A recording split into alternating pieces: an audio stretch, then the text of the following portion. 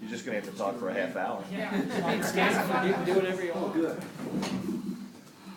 Okay, good win for us. Much needed win. And the way our players have fought and competed all season long, it was, we were due to come out on the right end of one of those close ones. And so very proud of the way the guys finished and hung in there from start to finish, as they have all year, as I said. Biggest difference in the game, or the biggest reason for our success, in my opinion, was our ability to run the football efficiently against a very good front seven of Stanford. And that really was, in my assessment, the biggest factor in being able to win the game is to put up the rushing numbers that we did. And offensive line, obviously a huge reason for that. Bubba Poole ran the ball exceptionally well. Coach Erickson, Coach Johnson scheme with the bubble screens on the perimeter loosened up the front and softened things up in there for us a little bit.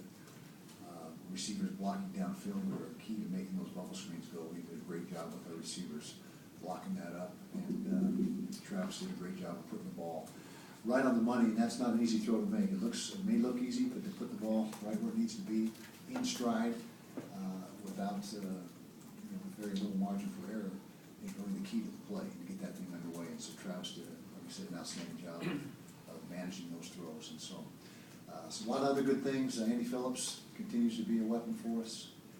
Hit 2 big field goals. One was about 48 yards there in the fourth quarter, early fourth quarter, which extended the lead to, I think it was 27-14 at that time. And then defensively, outstanding plan by Coach Sataki and the rest of the defensive staff.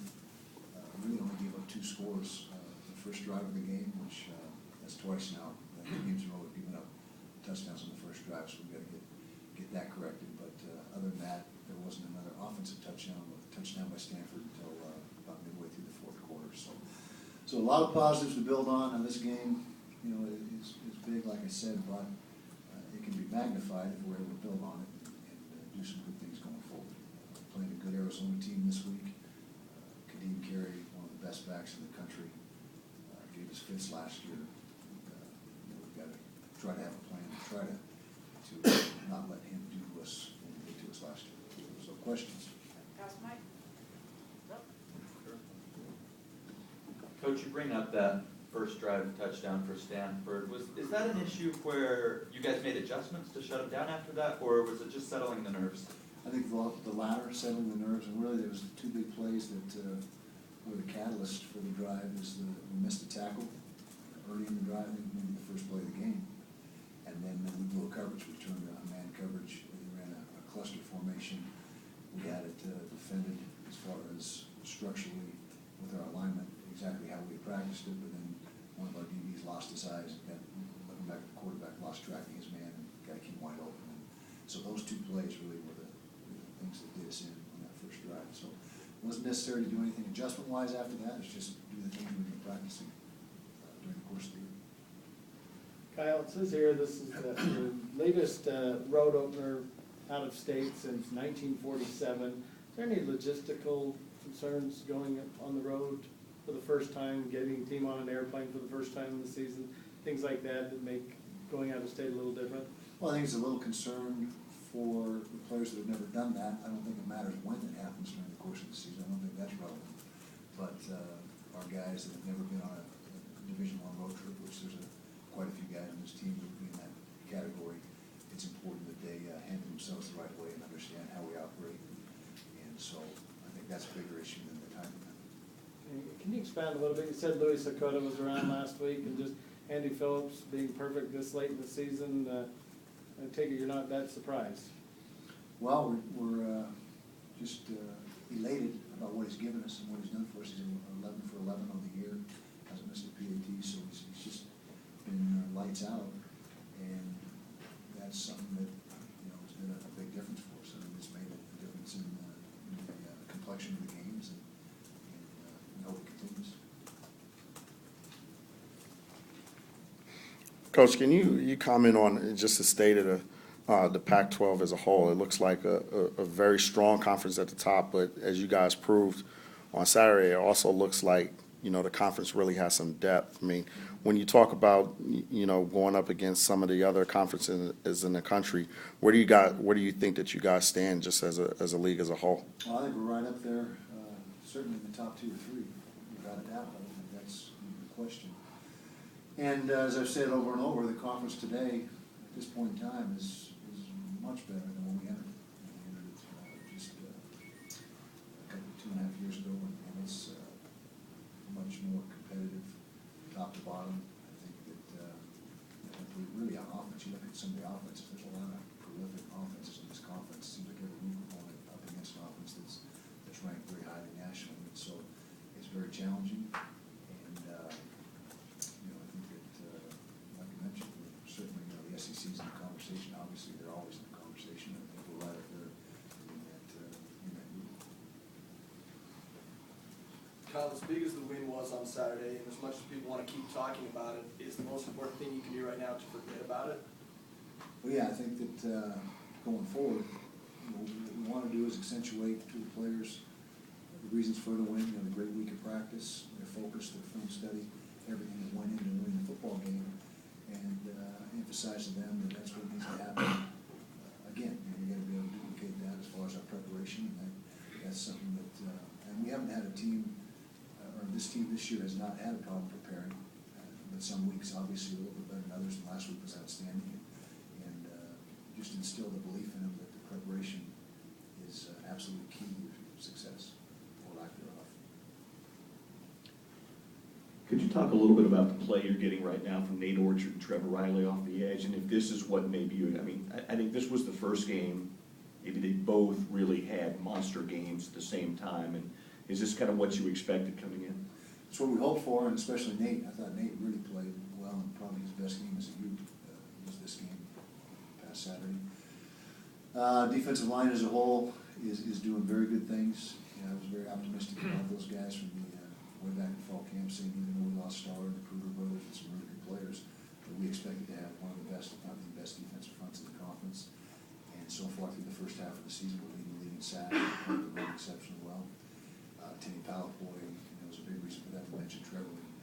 And Nate Tenny is really the anchor of the interior guys, and so it's a situation where we get outstanding play up front, and it needs to continue.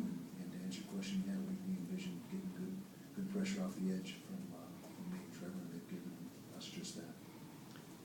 You've seen a lot of different quarterbacks, league-wide and even in non-conference this year.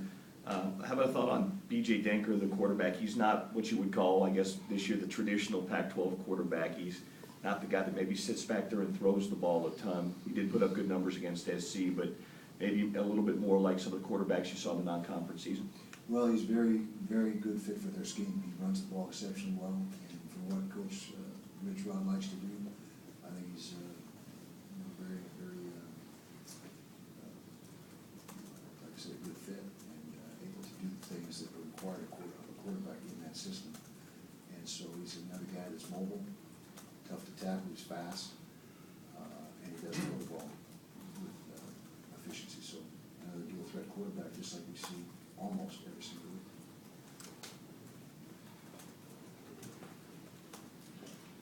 Coach, we saw Bubba Poole carry the ball primarily against Stanford. Is that something that you're going to game to game to see who's in the rhythm, who has the kind of the mojo as far as the running back carrying the ball? Yeah, we talked about this last week, and pretty much the same mindset. If you get a guy that's the hot back, I guess you can call him, is gaining, making big runs and gaining the yards, we're going to stick with that guy. We supplemented him with a few runs from Lucky, who came in and did a really nice job.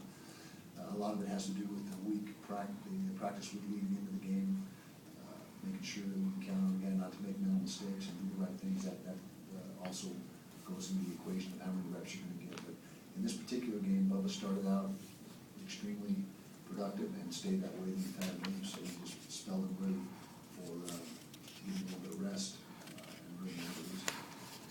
The biggest difference between Travis Wilson against UCLA and Stanford, the illness, or just kind of luck? No, we're not going to let the illness ever be an excuse. It's just the ball bounced a little bit funny against UCLA, and again, I've said it all last week that the 6 interceptions were, at least 5 of them were not bad decisions and not bad throws, and so I think that him playing the way he did was no surprise to us. We expected him, with his competitive nature and his confidence, to bounce back and play well, and unfortunately he did that.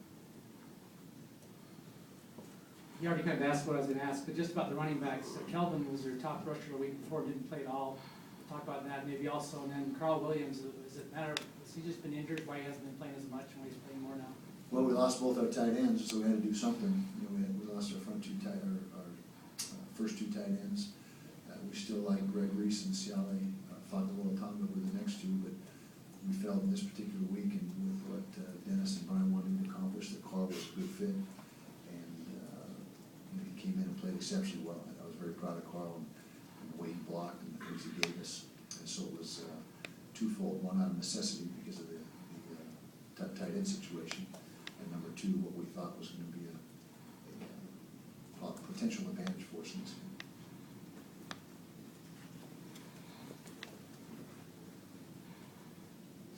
Coach, can you talk a bit more about Kerry and what makes him such a dangerous runner and get 204 yards last year against you guys? Yeah, he did a number on us. He's a powerful kid, not the tallest kid in the world, 5'10", 5'11", but he's about 210 pounds, extremely explosive, great vision, and you know, great quickness. He's a guy that can really change direction, and tough to tackle. We've got to work it out for us, and we've got to do a lot better job than we did last year on him. And I've been impressed with him since the first time I watched him play. I think he's one of the, like I said, the top backs in the country. I just had a question about your offensive line. Watching Potassi, one series kind of had a letdown. Got beat on the edge on a speed rush, and then back on the inside. Then after that, seemed to just clean things up. I saw a little help from the halfback. Saw also some of the scheme that ran at Murphy. But can you just tell me about his performance in particular, how he kind of came back from those moments, and how the offensive line graded out? Yeah, Cedric's still a young kid. You know, he's just a true sophomore, and you know, he did have a couple of bad snaps early in the game. Got him on the sideline. Coach Finn got in his ear, gave him some encouragement, I guess you would say, and he responded and played the rest of the game very well. And so it was a situation where he got a little bit more motivation and upped his level of play. Offensive line as a whole, I thought, played exceptionally well. What was the second part of your question? Yeah, just how they graded out. Yeah, how they graded out. Yeah, they all graded out. As I recall, I think 3 of them were in the 90s and 2 were in the high 80s. And so our goal is to have them all grade out 90 or above, and that would be ideal for us offensive line play-wise, or winning level. And so, you know, you don't rush for nearly 200 yards without very good offensive line play. We're only sacked one time, so it's another indicator of how well the offensive line performed for us. And this will be one of the only questions from me as far as kicking goes. But where did you find this kicker again? And when did you know, Kyle, that he was going to be perfect through this many games? Okay. When did we find him? He sent a tape to us. I say us, really came straight to Jay Hill. I want to say not last summer, but the summer prior. And you know, he was a skier, obviously. He was on the Olympic ski team, or getting ready to be on the Olympic ski team. And joined the program. Was not really anything sensational when he first joined the program. You know, he's gotten better since he got in the program, because that's a credit to Coach Hill and coaching him up and helping him develop. And you know, we've had a feeling in fall camp that we may have stumbled upon a pretty good kicker. We had no idea for sure, because he hadn't kicked in front of anybody ever at any level, and so there was a lot of unknowns in that respect. But in spring ball, there really wasn't much separation. It wasn't until fall camp that he really started to pull away from the rest of the kickers, and we were thinking, hey, we might have a guy that's pretty good for us. And then as the season started unfolding, he just made kick after kick after kick, and that's just continued. And so we're very excited about it. So no longer do we go to soccer fields for kickers, we go to the slopes. Coach, in these close games, the team has remained fairly composed and confident. Can you talk about team leadership this year as opposed to maybe years past, and how does that lead to the remainder of the season? Well, the leadership this year has been outstanding. I think I've referenced that a lot in the first 6 weeks of the season. And it starts with Trevor Riley. He's the team leader and the guy that really is the leader of the leaders. And met with the seniors. I mentioned that after the game. I had a meeting with the the seniors last week, and it's just a great group. They're a pleasure to coach, they're tough, they're competitive, they want to win in the worst way. And so that's been something that has really been apparent through the first 6 games of the season, and we need that to continue, and we expect it to continue. What do you see defensively from Arizona? What do they do? 33 stack, they've been playing it for, well, I think everywhere Rich Rod's been, he's got the 3-3 scheme going. Very athletic, a really good linebacker, inside linebacker, really good corner. I haven't had a lot of time to spend on their defense, but they're good.